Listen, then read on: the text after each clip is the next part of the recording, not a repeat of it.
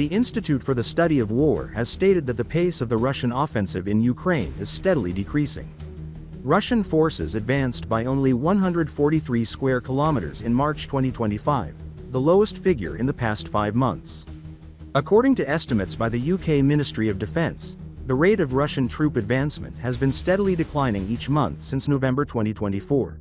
The UK MOD likely uses a different methodology or sources to assess Russian advances in Ukraine, but the UK MOD's report is consistent with evidence ISW has observed of decreasing monthly Russian advances between November 2024 and March 2025. Ukrainian forces have conducted localized counterattacks in the Pokrovsk and Toretska directions in recent weeks, regaining lost positions in these areas and contributing to slowing Russian advances in Ukraine. The Telegraph says that according to a high-ranking NATO official, Russia's territorial gains over the past month are 5 times smaller than 5 months ago. The reasons are Ukraine's better fortified defense and new methods of fighting. One of them is the massive use of drones, which have become the key weapon of the conflict. When you continue to fight past the point where you're exhausted and the point where your offensive operations are peaking, you can continue to fight, but you're going to have lower marginal returns. Your level of exhaustion is going to be higher, and you're just not going to be as effective, explained George Bajos of the Institute for the Study of War. At the same time, Ukrainian troops are conducting local counterattacks and holding positions, especially in the Pokrovsk and Toretska directions.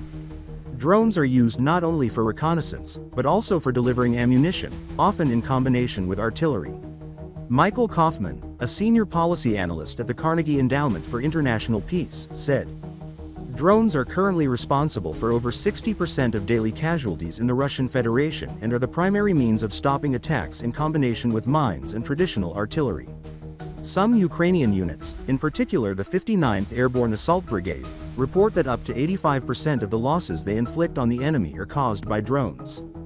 Bajos adds that UAV attacks sometimes destroy equipment up to 10 kilometers from the front, forcing Russian soldiers to advance on foot.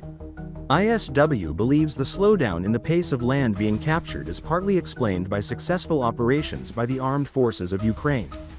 Ukrainian troops conducted local counterattacks on the Pokrovsk and Toretska fronts in March, regaining lost positions in these areas and thereby contributing to the slowing of the Russian advance in Ukraine.